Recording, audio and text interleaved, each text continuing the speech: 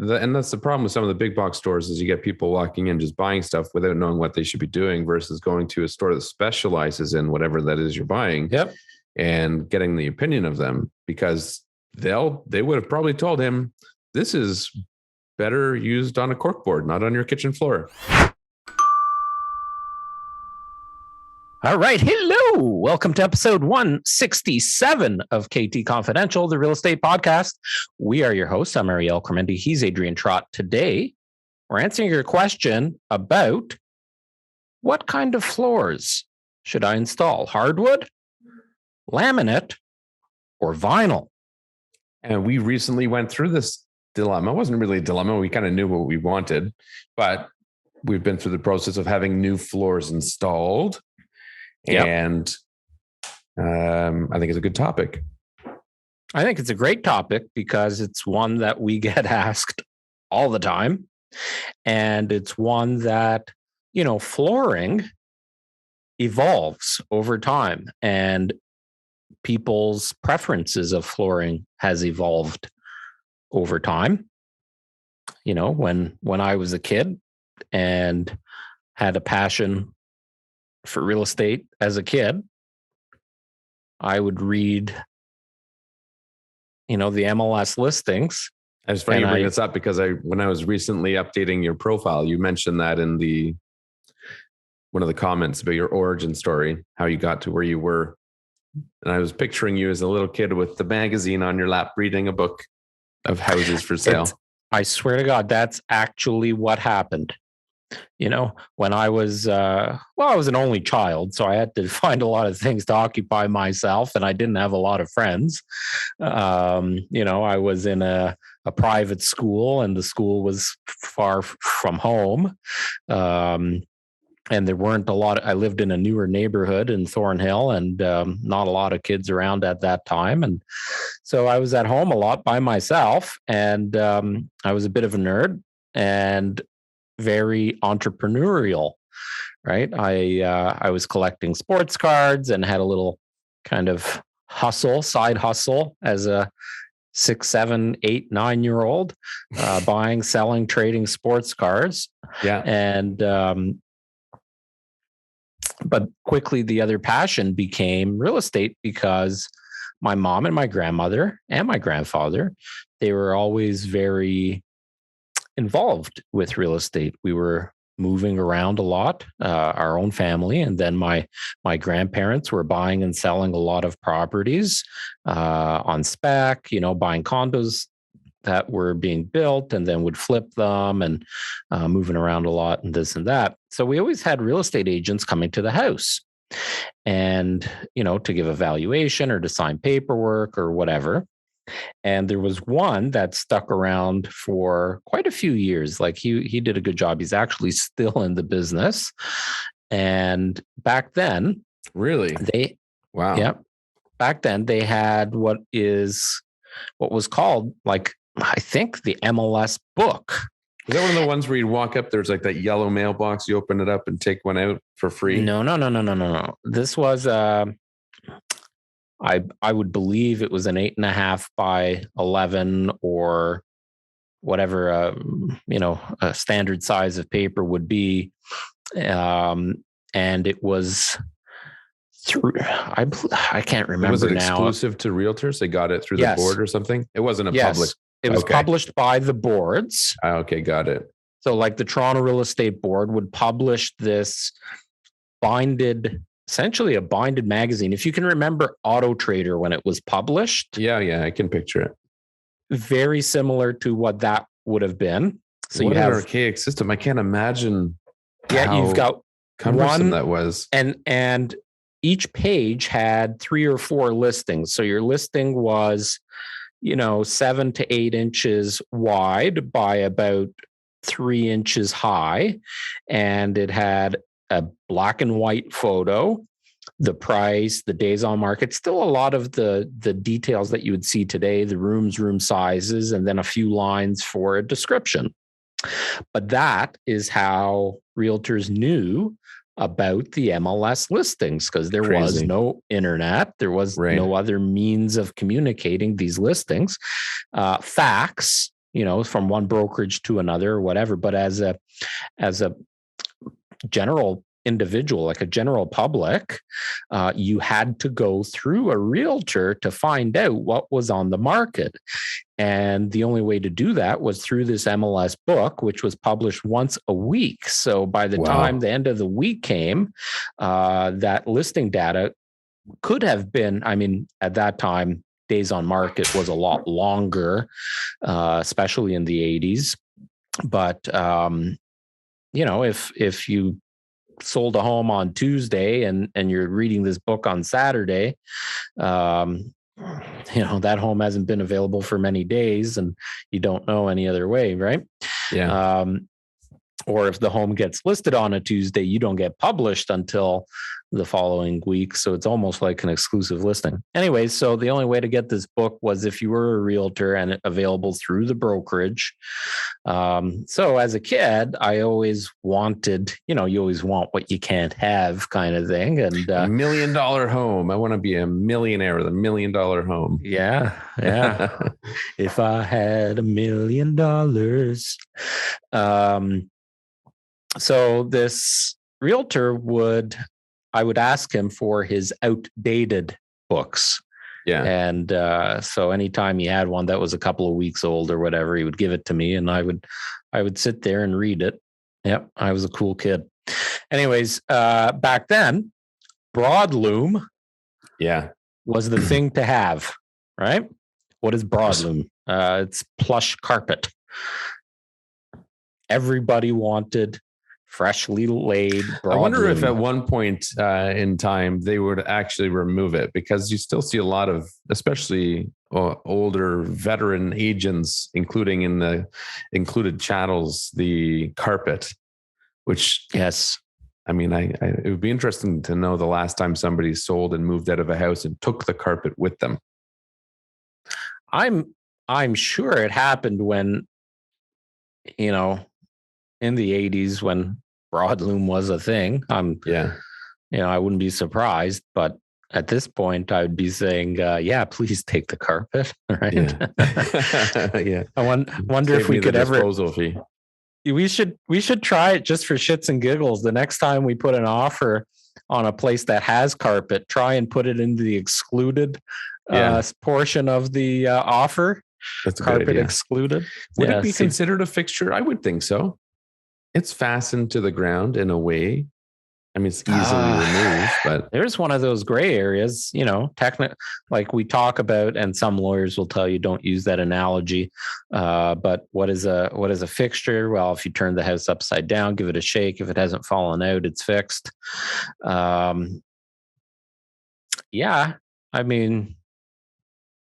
Gray area. It's kind of like, you talk about wall-mounted TVs these days. Yeah. Right. Well, the TVs aren't fixed. The mounts are. So that's the gray area. Well, the gray area could be also that the TV is fixed to the mount. Well, and if you were to use that analogy, so there's a gray area. If you were to turn the house upside down, a lot of the TVs would not fall out, right? That's true. I don't know. What is it? Anyways, hardwood, vinyl, or laminate.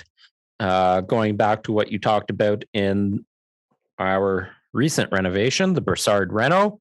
Yeah, we installed vinyl and a beautiful Torley's. Torley's is a manufacturer of flooring products, and they produce a tremendous vinyl product. I actually used one of their higher end vinyl floors, which has a cork underlay up at the cottage. And the cork underlay makes it antimicrobial, so you don't have to worry about mold and things if there's moisture. It also adds a bit of dampening to the floor, so it's a little cushier, and warmth as well. So if you're installing it in a basement, it's quite nice for those two purposes. But the floors that we installed, they're kind of like a medium grade. They're not a higher end, but they're definitely not a low end. And Torley's is naturally a better product. But man, did it turn out sexy. They look looks nice. Great. It looks nice. I think one of the main reasons people choose vinyl is durability, especially with pets. And if you look at my hardwood floors from when we had Carter, he's scratched them up like crazy, which we just grew accustomed to and accepted that that's how they were going to be. But vinyl, you wouldn't likely have that problem. It would take a fair bit of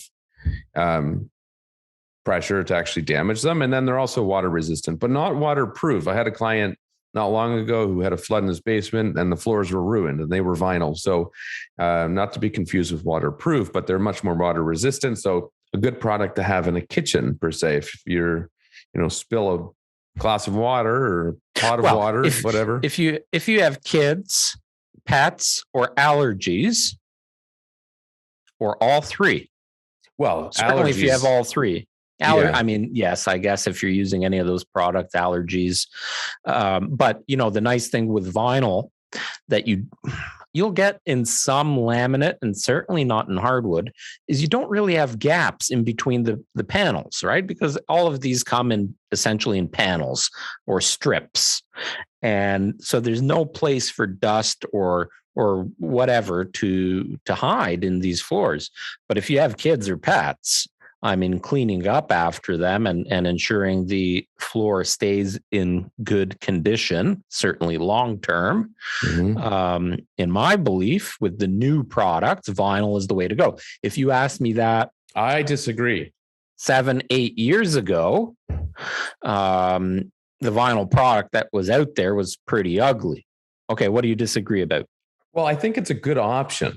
I think it will satisfy the masses. It's a reliable product. It's durable. It's good. But when it comes down to the fine details, I don't think anything beats hardwood because two things. One, laminate and vinyl are floating. So inevitably with that comes, you're going to have areas where it's not perfectly solid. Yeah. And the other part is transitions. Because they're floating, they can't be butted up flat against something where you need a transition, be it going from to a tile floor in the bathroom, or if you're butting it up against the nosing at a stairwell or something like that, you need a transition piece, which is it's not going to be flush with the flooring or you lay down another floorboard on top.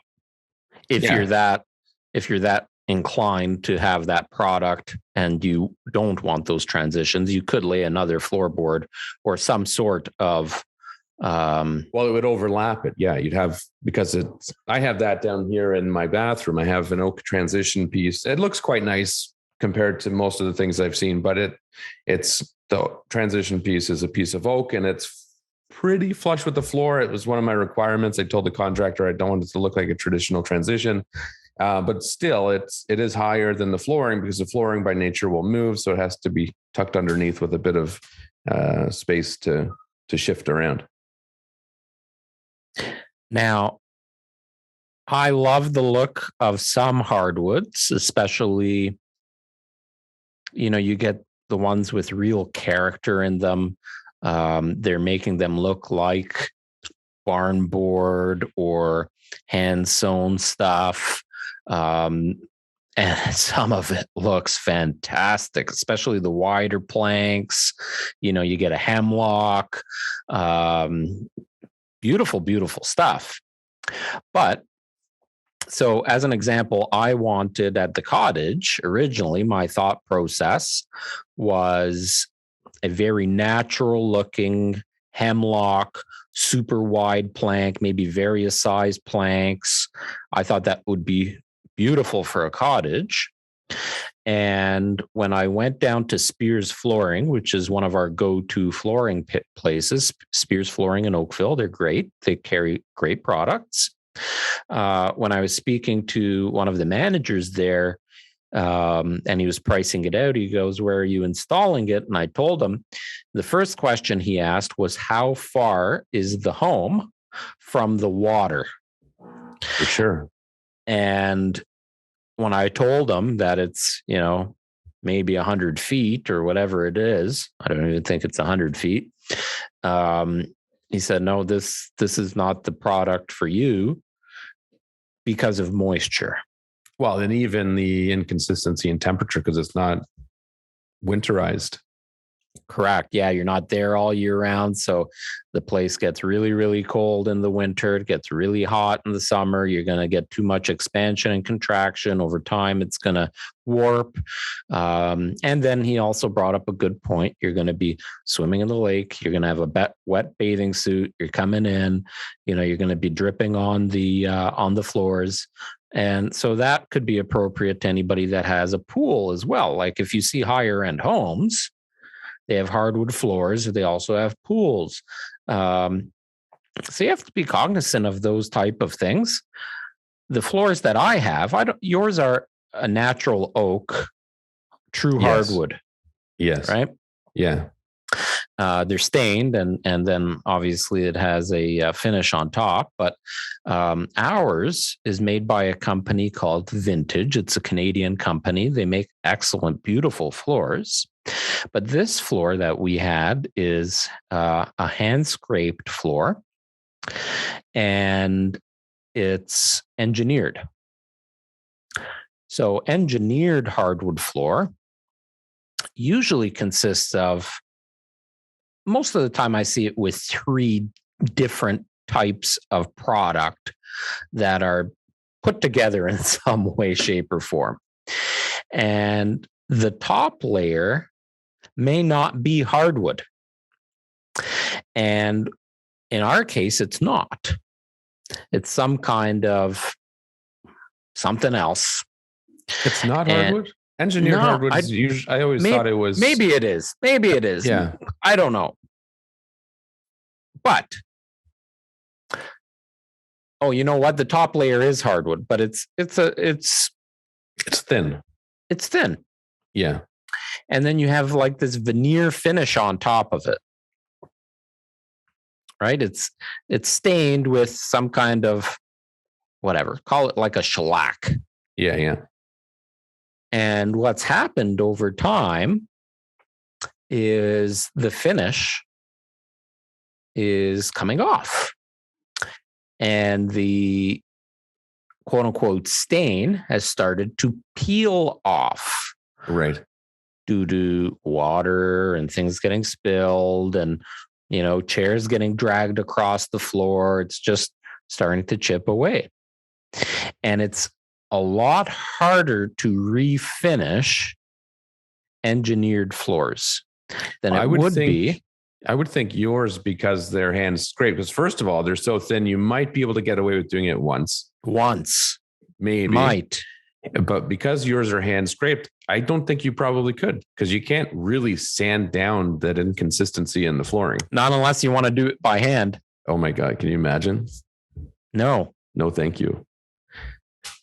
So here I am with these engineered floors that looked beautiful and 10 years ago when the home was new. Yeah. And now they're kind of outdated too, right? Like it's what they call the taboo color. So it's a darker color. They're nice, but it's not what I would install today, right? By today's, modern standards. So I'm going to have to replace probably, I don't know how many exact square feet, but it's somewhere around 1,700 square feet of hardwood floor. It's a lot. Yeah. Yeah. So you got to, and if it was a vinyl floor, I don't think we would be in that situation now. But I think also a lot of it has to go with the price point of the home, right? Like if you're selling a $3 million home in Oakville and you've got vinyl, just the stigma around that word vinyl, people are going to be like, oh, I'm buying a $3 million home and you installed vinyl throughout the kitchen. So our flooring contractor, I spoke with him. I've spoken with him many times over the last couple of years as he's done jobs for us with different clients. And he says regularly that he has been installing vinyl in higher end homes. I mean, this is probably a different quality of vinyl than we would have put in the townhouse, but interesting. Yeah, it would be interesting to see if there are different products out there that would be more suitable to that type of application. That could maybe sway my opinion a bit. Is there any circumstance now with the quality of vinyl products out there and the way they look? Is there any circumstance where you would choose a laminate floor? No, I don't think so. Me neither. No. Bye-bye laminate. Yeah. The only thing with vinyl. You know what I can't stand? What? Okay, go ahead. Well, the only thing that's and this kind of comes into the whole transition piece issue is vinyl is very thin generally. And maybe that's the thing. Maybe there's thicker, more substantial vinyl at the higher end level. So, if you remove carpets as we did, or if you remove old hardwood and lay the vinyl down, unless you're putting like a new subfloor, like a 1/4 inch subfloor to bring that vinyl up, it's not going to meet other surfaces very well. If we hadn't have done that, it would have looked awkward if we didn't do the kitchen, because we decided last minute to tear all the tile out of the kitchen and run the vinyl through the kitchen. If we didn't do that, where it butted up against the tile in the kitchen, it would have been noticeably lower, and the transition piece would have been pretty substantial. What a huge difference, by the way, in that renovation. And what a good call by us to remove the tile from the kitchen and run that vinyl floor right throughout. It really made that space feel bigger. And yeah, there was that kind of degree of separation, even though it's an open room. I don't know. And the way that it was originally tiled around the breakfast bar, it didn't feel as flowy. I don't know. Flow is probably the technical term. Yeah. Yeah. Didn't have a good flow. And it looks great.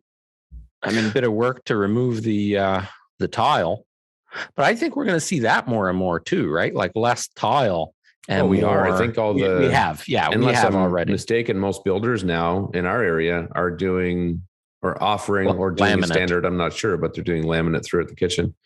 I mean, I have laminate in my basement. I've been very happy with it, but there is one area where there's a soft spot. Soft spot. Yeah, it's right around the stairs. You have stairs and then 2 doors, so there's less surface and area unless for it to connect. in a basement, unless you put a bunch of, we did that in our basement, had the self-leveling concrete poured down to even it out. But unless you do that in the whole, and that shit's expensive, that self-leveling concrete. Is it? And it's not easy to make sure that it's going into the right places and all that. But unless your floor is perfectly level, you're going to have some spongy areas. Yeah. You just have to try. I can't stand. One of my pet peeves is when we go into a home where there's a finished basement and you're walking on the floor and it feels like the whole freaking thing needs to be ripped out because every step is like, whoa, this was not installed properly.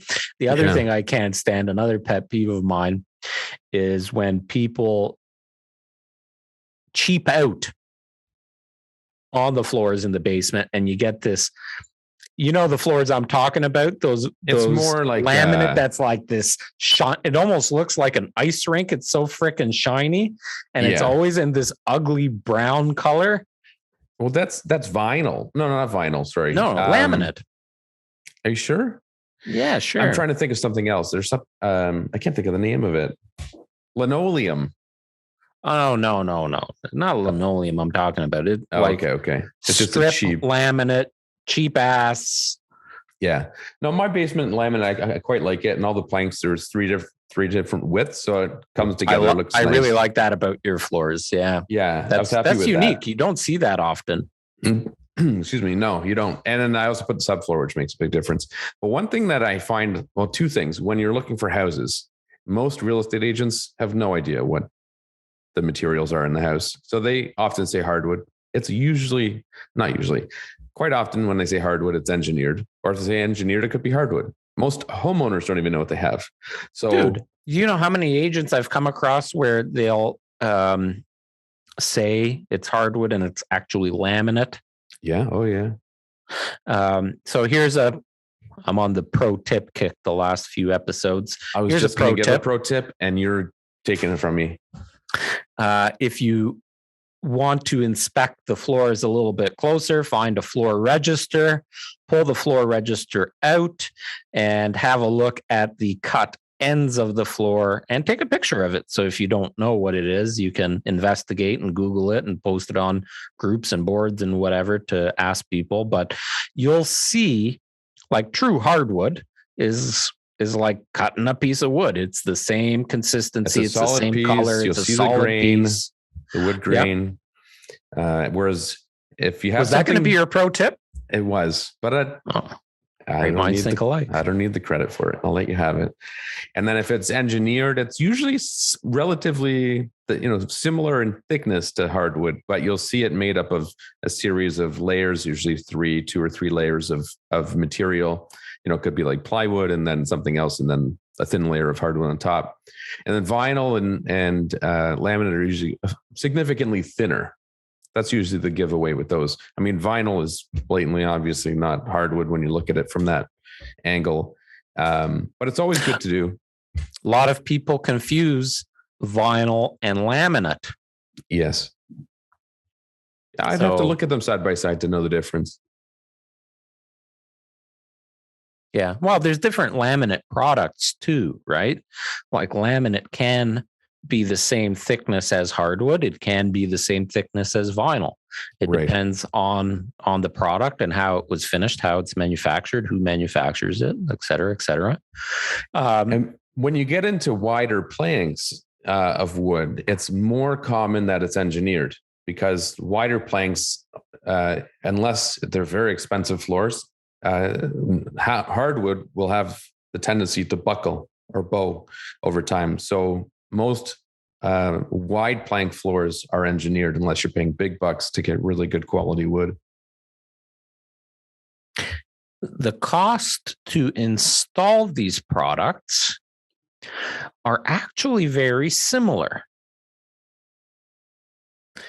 Hardwood floors may be a little bit more expensive, but a flooring installer that's if you take the same installer and you ask them to install hardwood versus the laminate versus the vinyl, the amount of time, effort, cuts, all of that's involved is not all that different. So your cost is... Well, the hardwood they have to nail in, and if it's wide, they have to nail in and glue. Yes, but how much extra time? Like, if you ask, what I would think a lot. Let's give Tom, ask somebody. Let's give Tom a shout out here. What's his company name? Easy Floor Construction. Work for you construction. Work for you. I think that's it. Gonna have to tell him about that spelling error. Yeah, I'm gonna message him and see if he'll reply and let us know the difference in cost. Now, the cost of vinyl, the cost of laminate, the cost of hardwood. Vinyl floors can get very expensive. The vinyl that I installed at the cottage was actually definitely more expensive than any of the laminates I found, and more expensive than some of the hardwood. And that is due to the manufacturing of it, because of the cork underlay, the warranty and all of that stuff that goes with it. Did you message him? I'm really curious to know. I'm doing that. The other thing with hardwood that, like, if you go back to hardwood for a second, yeah, the nice thing with it, first of all, it lasts, super long time. I think vinyl's, if not longer, vinyl's there too. Yeah, the issue with vinyl is, let's just give an example. If you move a piece of furniture and you scrape the floor, yeah, you're done. you got to replace the entire floor, and you can't usually do just one piece. You got to pop a few out. Depends how it was laid. If it was glued. I wonder how they would do that, because I got to flick them all back together. Yeah. So you can do it, but you'll always have this now imperfection, because it'll never get perfect again, right? Because it's not all getting laid at the same time again. With hardwood, the nice thing is over time, so with your floors as an example, you have a darker finish on your oak floors, which is now not outdated, but not what people choose. People are choosing lighter stuff, a lot in the grayish tones, right? Not in the dark browns or the more natural, the blacks, whatever. Yeah, more natural stuff. You could sand it down and stain it any color that you want. Yeah, it's on my list of things that may be done. That one's far down the list, but it is something I've considered. As in doing it yourself? Well, I always contemplate doing everything myself because I just feel very inclined lately, but I hadn't really thought that far. I mean, the process I don't think it's too hard. You go rent a big sander, you fuck it up, then you hire somebody. Yeah. But at least you could say that you did it or tried. Well, I refinished the, as you know, the deck at the cottage this past summer, and I rented one of those huge, I don't know how big they are. It's like a 2 by 8, like 24 inch by 18 inch floor sander. Yeah. It was fun. That was a lot of fun. Yeah, you're just ripping off the top layer, and seeing the difference was quite nice. But if you haven't done that before, I don't even think sanding it is the hard part. I think staining it properly, that it looks nice, and then sealing there's so many houses I've been into where they redid it and it looks like crap. Like they stain it and then they put too much of the, I don't know, shellac or whatever it's called on top. And in some cases it starts peeling and it's just very poorly done. Happens all the time. And that definitely detracts in value. In terms of value, great segue. I don't think there is a difference really between laminate and vinyl right now. Most people, even if you have like the best vinyl and a medium grade laminate, so you're probably spending an extra $2 a square foot for that top line vinyl versus a medium grade laminate. I don't think there's a difference in resale value when it comes to that, because people can't distinguish the difference. And certainly if you are not, like if your listing of the home is not, I'll say advocating for these floors, you're not highlighting them as, something special, I don't think you're going to see a difference in value. You do see a difference still in hardwood versus anything else. Hardwood is still king. It is, but depends on the segment. Like in the townhouse we're renovating now, I think it would be considered an over improvement. I don't think that, if we have a lineup of buyers, somebody's going to pay more because there's hardwood versus a nice vinyl that's in there. So it really depends on, I think, to where you're installing it. It's a good point. He wrote back, it's a bit hard to decipher, but he said $1.50 for vinyl and up. It depends on the vinyl. Sometimes some could be more difficult than others, but $1.50 to $1.75 max. If you're installing floor that gets nailed, it's $2 a square foot. If you're doing nails and glue, it's $2.50. And if it's fully spread, $3 plus glue. I don't know if it's fully spread. What does fully spread mean? I don't know. So basically, if you're doing hardwood or engineered hardwood that needs to be nailed and or glued, the price ranges from $2 to $3 a square foot.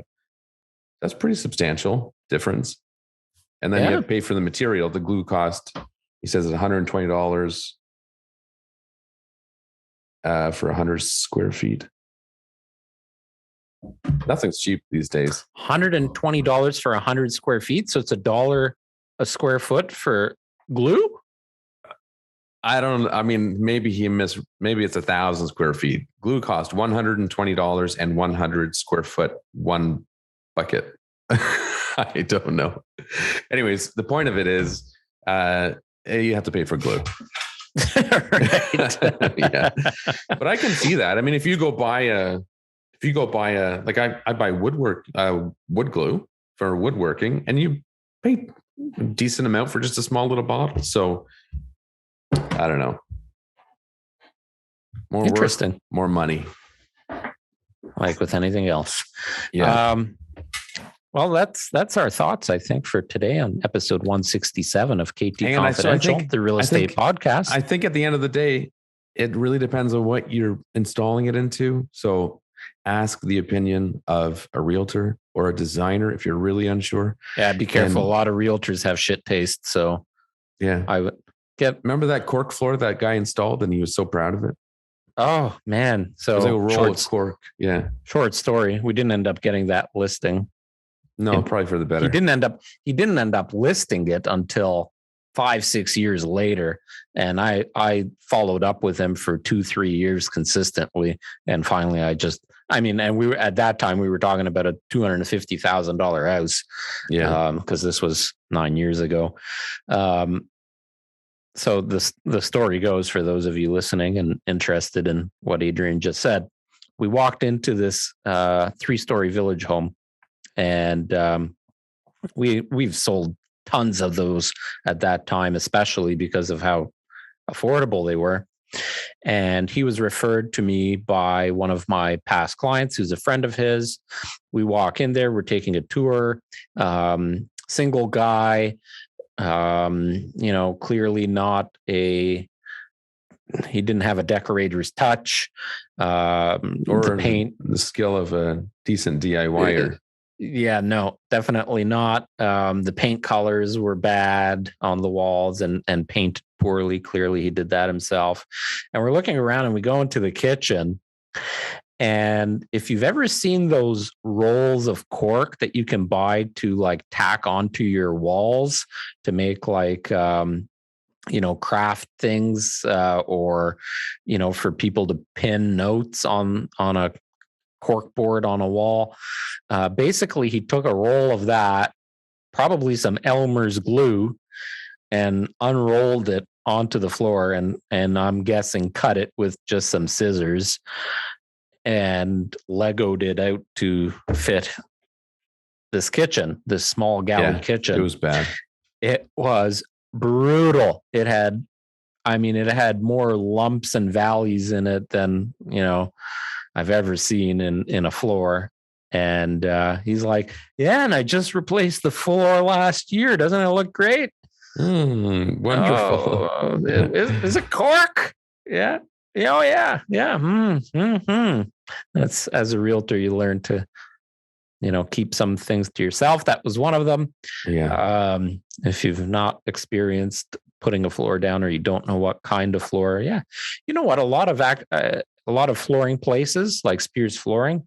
Yeah. As an example, you have people that know what kind of floor is going to be good for what use, what kind of floor is popular in what kind of homes right now, what's looking great, and give you some style opinions and get a few opinions. And that's the problem with some of the big box stores, is you get people walking in just buying stuff without knowing what they should be doing, versus going to a store that specializes in whatever that is you're buying. Yep.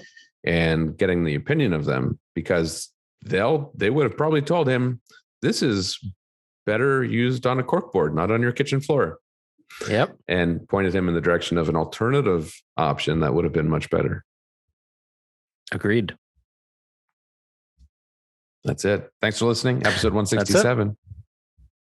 Leave your comments. Want to hear about your flooring experiences, what you like, what you don't like. If you've seen any crappy floors, if you've used any great product, and even what colors would you choose right now for your floors? And tune in to our Instagram channel and follow the hashtag BrassardReno, BrassardReno, to see the floors we installed in our townhouse that'll be up for sale in about a month's time. And we'll walk you through the entire process. Can't wait. Ciao. See you next week.